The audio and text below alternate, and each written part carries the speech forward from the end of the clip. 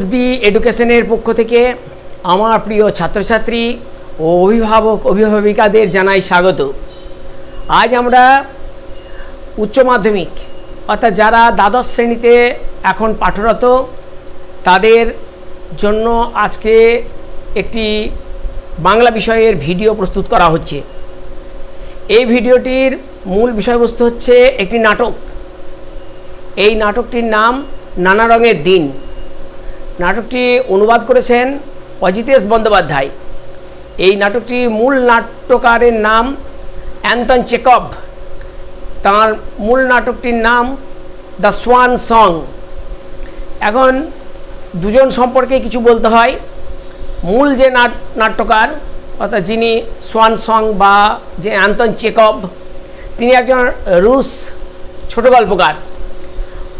ঊনবিংশ শতকের যে বিশ্ব গোটা পৃথিবীতে যদি চারজন ছোট গল্পকারের নাম বলতে হয়, তাদের যে চারজনের নাম ছিল এরকম: অ্যান্টন চেকভ, গিদ্দ মোপাসা, এডগার অ্যালান পো এবং রবীন্দ্রনাথ ঠাকুর। তাহলে সেদিক থেকেই অ্যান্টন চেকভ বিশ্বব্যাপী তার যে খ্যাতি সেটা হচ্ছে ছোট গল্পে, শর্ট স্টোরি।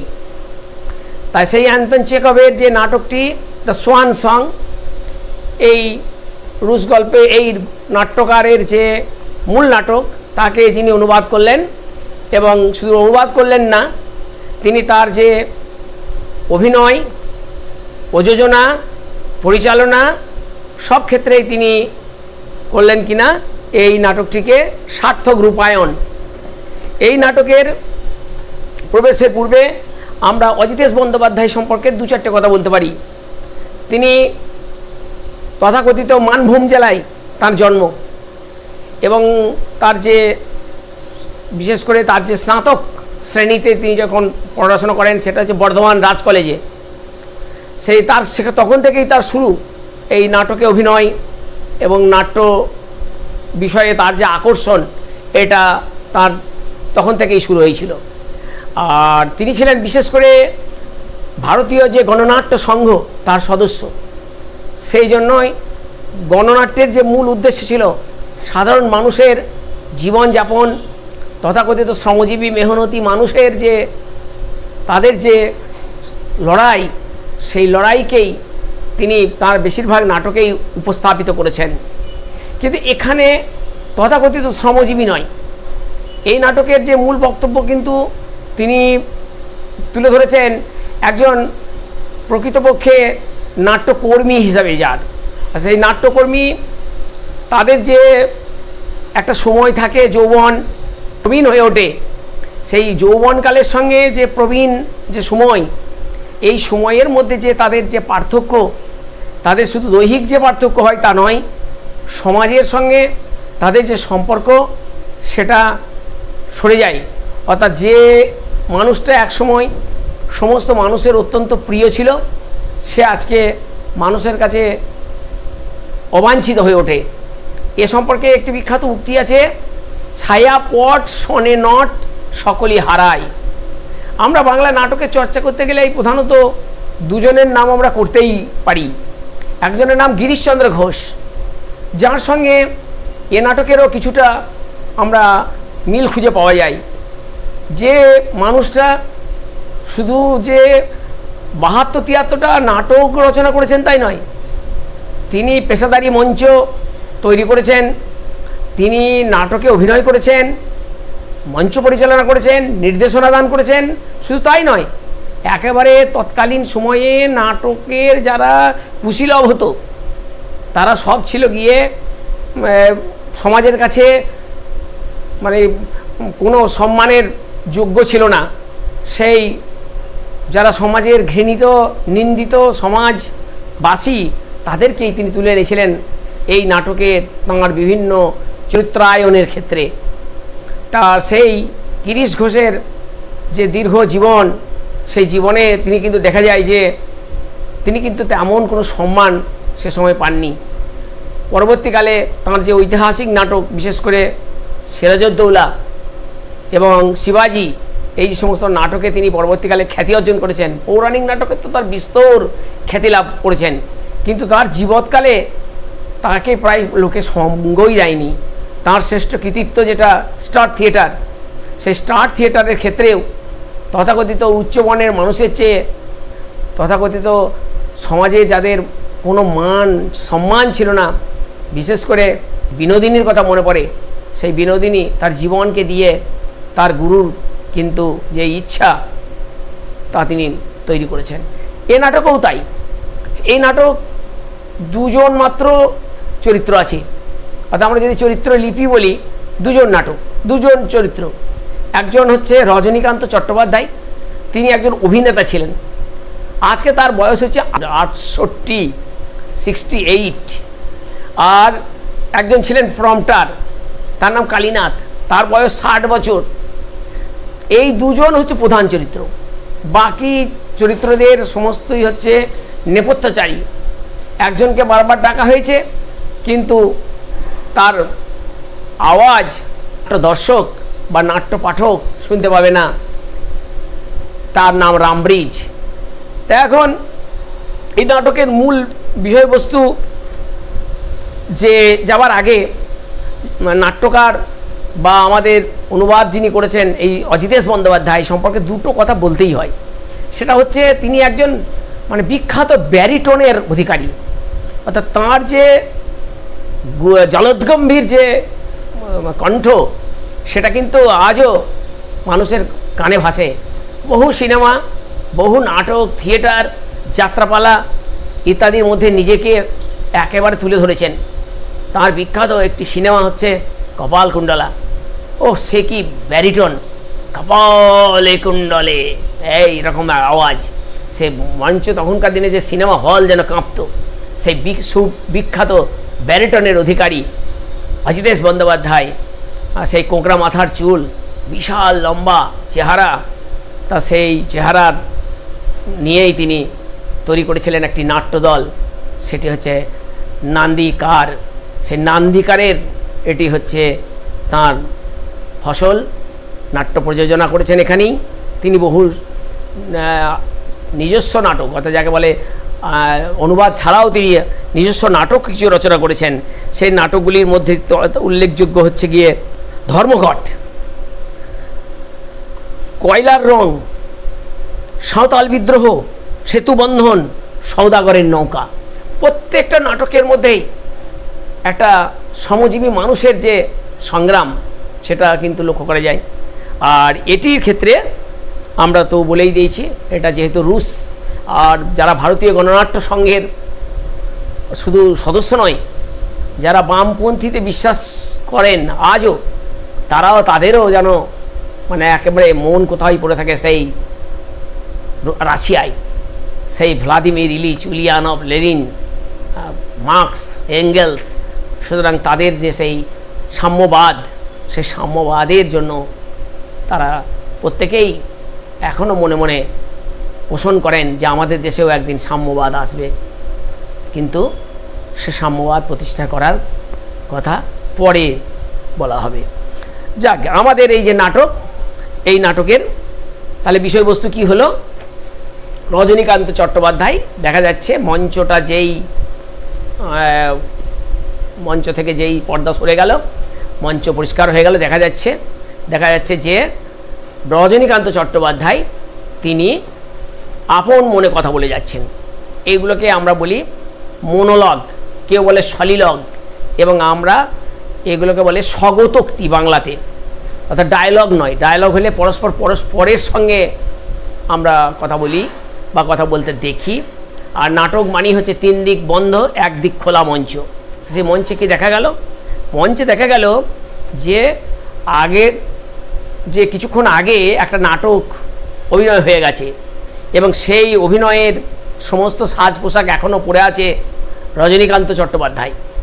তিনি দিলদারের অভিনয় করেছেন, এবং সেই পোশাক এবং হাতে একটা মোমবাতি, জ্বলন্ত মোমবাতি, আর মঞ্চে একটা টুল একটা উল্টে পড়ে আছে। এরকম একটা সামান্য মঞ্চসজ্জার মধ্যে দিয়েই তিনি কিন্তু এই নাটকটি শুরু করলেন। আর নাটক শুরু হলো কি না, দেখা যাচ্ছে যে তিনি প্রচণ্ড পরিমাণে মদ্যপ।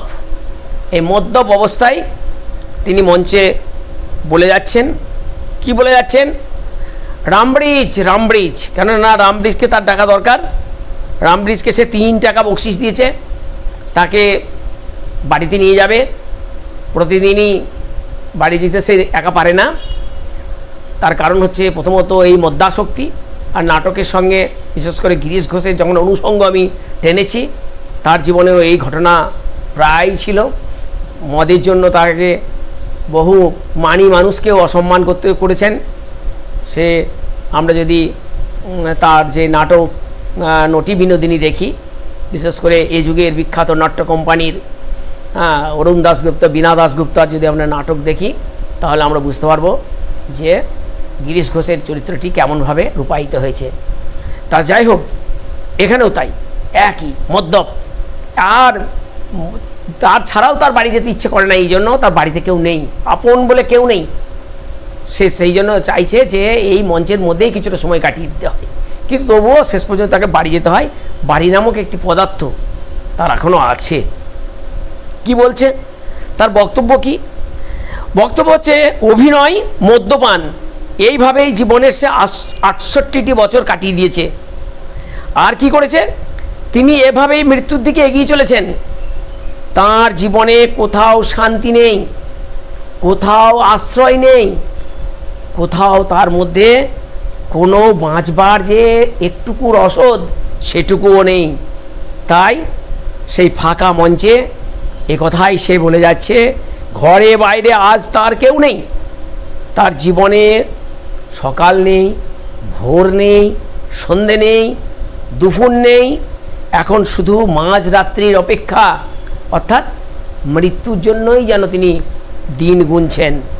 হঠাৎ এই রকম যখন চলছে স্বগতোক্তি, ঠিক তখনই সে লক্ষ্য করে, অর্থাৎ সে বলতে এখানে রজনীকান্ত চট্টোপাধ্যায় লক্ষ্য করেন যে কোনো একজন মানুষ কালো চাদর গায়ে ঢাকা দিয়ে উস্কো খুস্কো চুলে চলে আসছে মঞ্চের দিকে। তখন সে প্রথমে ভয় পেয়ে যায়, কারণ এতক্ষণ মৃত্যুর কথা হচ্ছিল, যে সে এখন মৃত্যুর পথ চেয়ে বসে আছে, কখন তাকে নিয়ে যাবে এবং কখন তার জীবনের পরিসমাপ্তি ঘটবে। সুতরাং সেই যে অনুষঙ্গটা, মৃত্যুর যে অনুষঙ্গটায়, সেখানে ওই হঠাৎ এই ধরনের কালো কাপড়ে ঢাকা একটা মানুষ, উস্কো খুস্কো চেহারা, অবিন্যস্ত চুল, তাকে দেখে তার মনে হয়েছে এ যেন সেই মৃত্যুরই দূত। কিন্তু কিছুক্ষণ পরে জানা যায় সে আসলে মৃত্যুদূত নয়, সে হচ্ছে কালীনাথ। সে হচ্ছে এই নাটকের, এই নাট্যমঞ্চের সে একজন প্রম্পটার। এখন প্রম্পটার ব্যাপারটা এখন তো প্রায় উঠে গেছে, প্রম্পটার গ্রামের দিকে হয়তো দেখা যায়, কিন্তু প্রম্পটার কিন্তু এখন আর যে পেশাদারি যে থিয়েটার সেখানে আর থাকে না, অ্যামেচারদের থাকে। অ্যামেচার যারা যারা শৌখিন নাটক করে যারা, তাদের ক্ষেত্রে এই প্রম্পটারটা থাকে, কারণ তারা ঠিকমতো মুখস্থ করে উঠতে পারে না তাদের যে স্ক্রিপ্ট।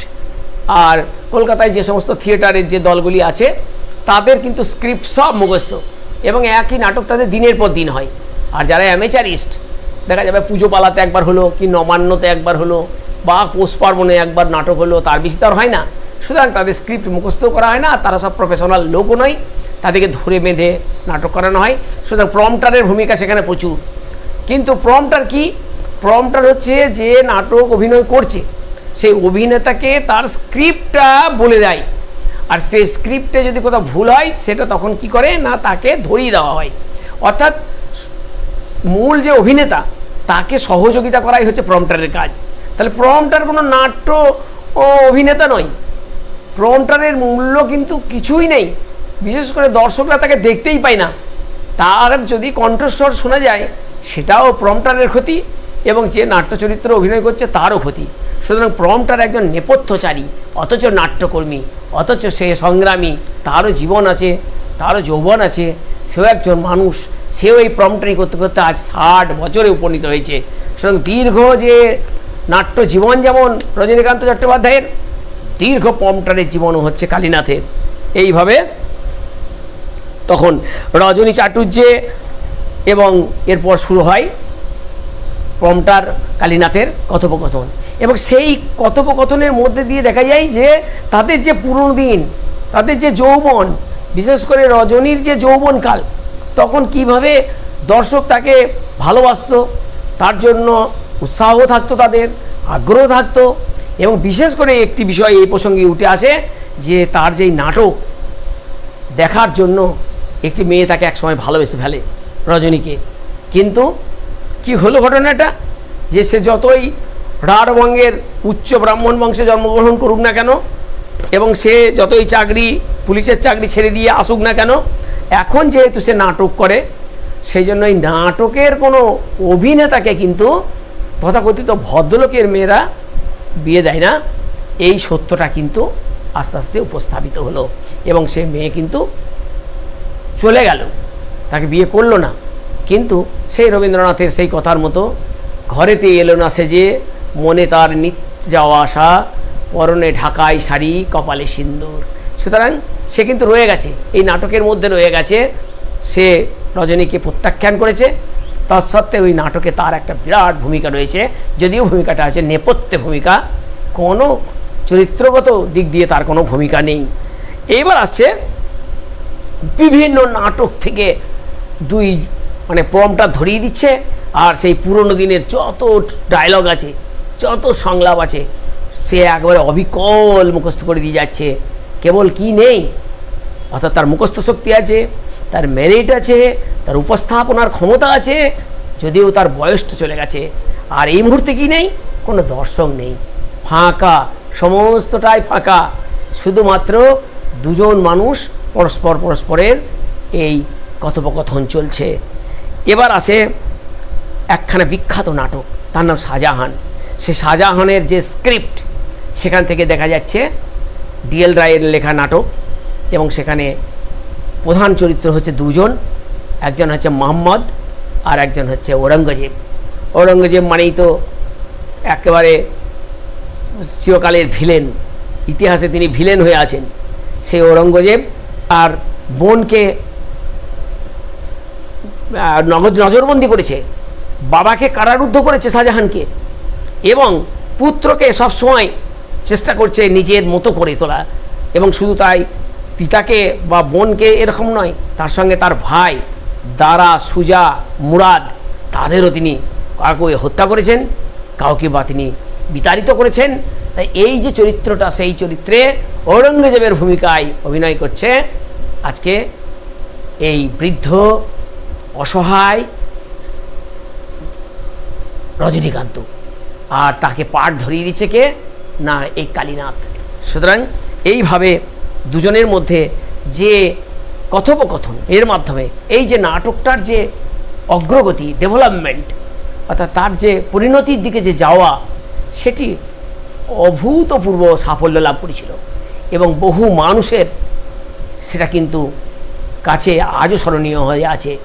কলকাতার বুকে এই নাটক একদিন কিন্তু বহু মানুষকে আনন্দ দিয়েছে, এবং রাতের পর রাত এই নাটক কিন্তু চলেছে।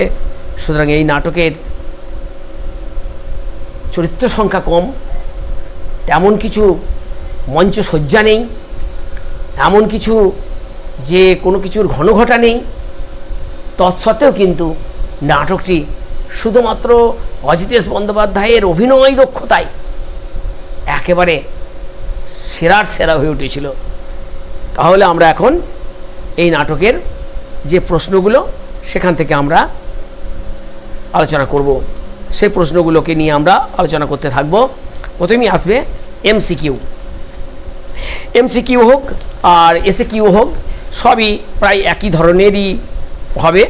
যেমন নানা রঙের দিন নাটকটির রচয়িতা কে? এখন এই যে প্রশ্ন, এই প্রশ্নটা যদি দেয়, তার সঙ্গে দুটো কিন্তু থাকতে পারে। একটা হচ্ছে অনুবাদ করেছেন কিন্তু অজিতেশ বন্দ্যোপাধ্যায়, আবার যদি বলে এটির মূল নাটক কী, তখন আমি বলেছি দ্য সোয়ান সং, এবং তার নাট্যকার হচ্ছে অ্যান্টন চেকভ, আমরা বলেছি। এবার আসবে যেটা খুব প্রয়োজনীয়, সেটা হচ্ছে যে রজনীকান্ত এবং কালীনাথের বয়স কত।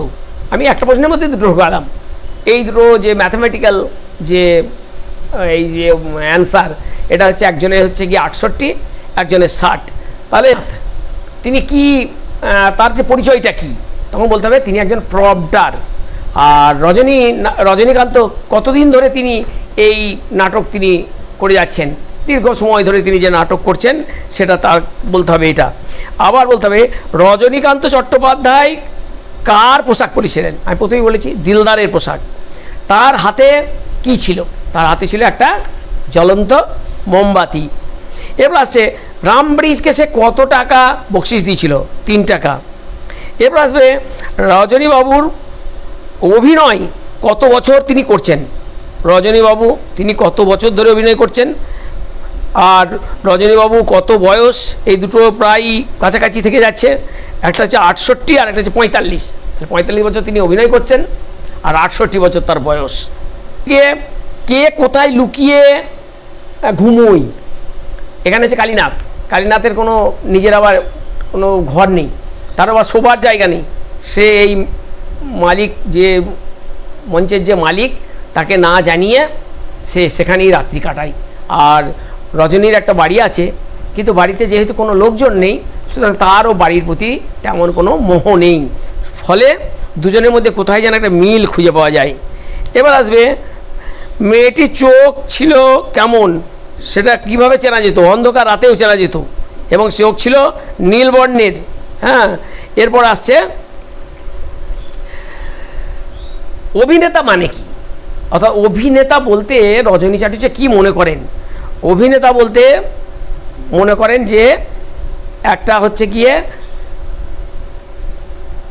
ভীতু লোক, ভীতু, তার দ্বারা কিচ্ছু হবে না। অভিনেতা মানে এইরকমই, অর্থাৎ জোকার, এইসব বলা যেতে পারে, জোকার। শাহজাহান নাটকটি আবার কে লিখেছেন? আমি আগেই বলে দিয়েছি, এটা হচ্ছে D.L. রায়ের নাটক শাহজাহান। ঔরঙ্গজেব আর মোহাম্মদের যে সিনটা আছে সেটি কোন নাটকের? শাহজাহান নাটকের। তারপরে বলবে ঔরঙ্গজেব কে? ঔরঙ্গজেব ছিলেন ভারতের সম্রাট, তার যে পিতা শাহজাহান এবং তার যে পুত্র মোহাম্মদ এখানে এই নাটকে আছে। অবশ্য শাহজাহান বা জাহানারা এদের কোনো উল্লেখে নাটকে নেই, উল্লেখ আছে কিন্তু তাদের চরিত্রের কোনো ডায়লগ নেই। ডায়লগ আছে কেবল ঔরঙ্গজেব এবং তার পুত্র মোহাম্মদের। নানা রঙের দিন নাটকের পটভূমিতে আছে কি? পেশাদারি থিয়েটার। আর পেশাদারি থিয়েটারটাকে একটা প্রথমে স্টার্টিং করা হয়েছে, সেই নাটক হয়ে গেছে। সেই নাটক হওয়ার পরে সেই যে ফাঁকা মঞ্চ, পরিত্যক্ত মঞ্চ, সেটাকেই এখানে ব্যবহার করা হয়েছে। এবার আসবে নাটকে ধুধু করা দুপুরে জ্বলন্ত মাঠে বাতাসে কি বুঝিয়েছে? এখানে নিঃসঙ্গতা, কিছু নেই। অর্থাৎ রজনী আর যে 68 বছর বয়স হলেও সে তো একজন মানুষ, রক্তে মাংসের মানুষ, কিন্তু তার আজকে কোনো সহযোগী বা তার যে মনের কথা যে বুঝবে এরকম কোনো মানুষ তার নেই।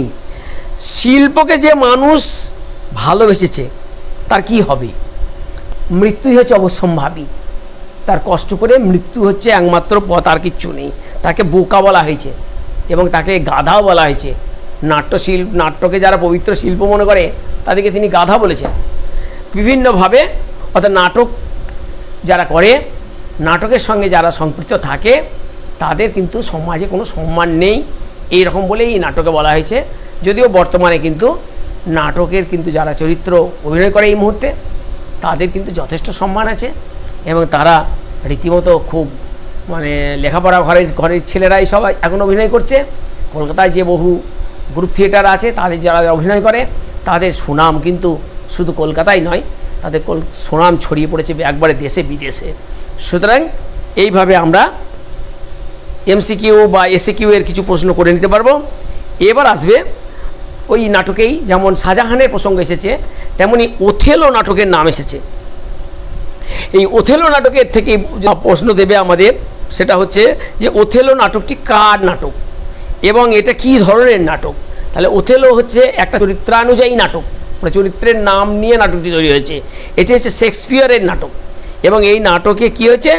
নাটকে কিন্তু ওথেলোর যে করুণ যে পরিণতি সেটা এখানে দেখানো হয়েছে। তিনি একজন ট্র্যাজিক নায়ক। এইভাবে ওথেলো নাটক এবং শাহজাহান নাটক প্রভৃতি নাটকের ডায়লগ এখানে এসেছে এবং সেই সময় ডায়লগ দিয়ে তিনি দেখিয়েছেন যে নাটক করার যে দক্ষতা এবং তার যে শক্তি, তার যে মেধা, সেটা আজও রয়েছে। কিন্তু কি নেই? তার কোনো পরিবার পরিজন বলে কিচ্ছু নেই, একেবারে ফাঁকা ধুধু মাঠের মতো আজকে রজনীকান্তের জীবন। আর এই জীবনে একেবারে শিশিরের মতো এসে সংযুক্ত হয়েছে কালীনাথ। সে কালীনাথও একজন প্রম্পটার, তারও কেউ নেই, তার এমনকি মাথা গোজার ঠাঁইটুকুও নেই। সুতরাং এই যে সোয়ান সং, যে মূল নাটকটা ছিল অ্যান্টন চেকবের, সোয়ান সং, সোয়ান মানে হচ্ছে রাজহাঁস, তার কান্না। তাহলে এখানে সে রাজা, হাঁসেদের মধ্যে রাজা, রাজহাঁস, অথচ সে এখন কাঁদছে। সুতরাং এখানে নানা রঙের দিন, এখানে নামকরণের মধ্যে একটু পার্থক্য হয়েছে। ওখানে একজন কাঁদছে সেটা দেখানো হচ্ছে, আর আমাদের এখানে হচ্ছে যে দিন মানুষ দিন বদল হয়, এবং সেই দিন বদলের সঙ্গে সঙ্গে কি হয় যে মানুষের যে পোষণ বা আগ্রহ, তাদের যে ইচ্ছা, সেটাও পরিবর্তিত হয়। যেন সেই রবীন্দ্রনাথের সেই বিখ্যাত গানের যেন এখানে একটু অনুষঙ্গ লক্ষ্য করা যায়। সেটা হচ্ছে, যখন পড়বে না মোর চরণ চিহ্ন এই বাটে, তখন কে বলে গো সেই প্রভাতে নেই আমি। অর্থাৎ বৃদ্ধ হয়ে গেছে শাহজাহান, যে অভিনয়, যে নাটকের যে ঔরঙ্গজেব, সে রজনীকান্ত চাটুর্যে, তবুও তার মধ্যে যে সেই যৌবনের যে সেই সোনার রঙের রঙিন যে দিনগুলি, সেগুলো কিন্তু আজও হারিয়ে যায়নি। তার মনের মণিকুঠায় আছে, কালীনাথের মধ্যে আছে, এবং যারা তার নাটক দেখেছে তাদের হৃদয়ে বোধহয় আজও লুকিয়ে আছে। এই কথাই বলতে চাওয়া হয়েছে। আরও কিছু প্রশ্ন আমরা এ প্রসঙ্গে করে নিতে পারি। যেমন, যে মেয়েটিকে রজনীকান্ত ভালোবেসেছিল সে দেখতে কেমন ছিল? সে দেখতে ছিল কেমন না, বেশ লম্বা, ফর্সা, সুন্দর, ছিপছিপে। রাজনীতি বড়ই কূট। বক্তাকে এটা বলেছিল গিয়ে ঔরঙ্গজেব। কাকে বলেছিল? তার পুত্র মোহাম্মদকে বলেছিল। কিন্তু তার আগে তুমি ওই থিয়েটার করা ছেড়ে দাও। কে বলেছিল? ওই যে মেয়েটি, যে রজনীকান্তকে ভালোবেসেছিল, রজনীরও তাকে মনে ধরেছিল, কিন্তু সে তাকে শর্ত দিয়েছিল যে তুমি আগে থিয়েটার করা বন্ধ করো, তাহলে তোমাকে আমি বিয়ে করতে পারি। সব মিলিয়ে যেন একটা শ্মশান। এখানে শ্মশান বলতে কি বোঝানো হয়েছে? মানে এই যে নাট্য যে গৃহ, অর্থাৎ আজকে যে মঞ্চটা নেওয়া হয়েছে, পেশাদারি মঞ্চ, পরিত্যক্ত পেশাদারি মঞ্চ, সেই মঞ্চের যে সমস্ত জিনিসগুলো রয়েছে, ব্যালকনি থাকে, ফার্স্ট ক্লাস থাকে, সেকেন্ড ক্লাস থাকে, থার্ড ক্লাস থাকে, এমনকি চতুর্থ শ্রেণীও থাকতে পারে। বর্তমানে কিন্তু নেই। এখন থিয়েটার হলগুলো দুটো ক্লাস, ফার্স্ট ক্লাস আর হচ্ছে সেকেন্ড ক্লাস। সুতরাং এই যে বিভিন্ন ক্লাসের যে সমস্ত যে শয্যা, যে আসন শয্যা, সেগুলো শুধু শ্মশানের মতোই খাঁকা করছে। কোনো জনপ্রাণী নেই, মানুষ নেই, শুধু মঞ্চে দুজন বৃদ্ধ তাদের যে অসহায়তার কথা তাদের নাটকীয় আকারে তারা বলে যাচ্ছে। মরা হাতি সোয়া লাখ, এখানে কথাটির মানে অর্থ কী? তাহলে গুণী মানুষ যে হবে, সে যতই বিপদে পড়ুক, তবু কিন্তু তাকে, তার যে গুণ, সেটা সম্পর্কে মানুষের কিন্তু কি থাকে? বিশ্বাস থাকে।